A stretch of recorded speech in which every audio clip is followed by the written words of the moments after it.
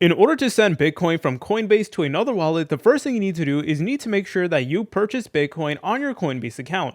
So to do that, first and foremost, you want to open up Coinbase, then select over here where it says buy and sell, then press over here where it says buy. More importantly, you need to make sure that you have Bitcoin right over here and you're able to go ahead and pay using a debit card, a PayPal account, etc. So you're able to go ahead and add a payment method from here. So if you don't already have one, you can go ahead and connect something.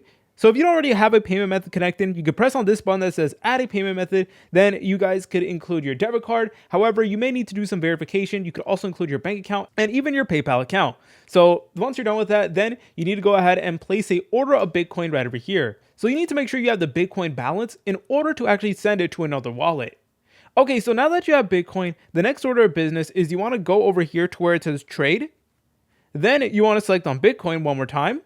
Then you're going to see this button that says transfer, and then you'll see this button that says send crypto. So I unfortunately don't have any Bitcoin at the moment, but basically if you do have Bitcoin, then what's going to ask you to do is going to ask you to enter in the wallet address of the wallet you want to send Bitcoin to. And you want to carefully put in the wallet address.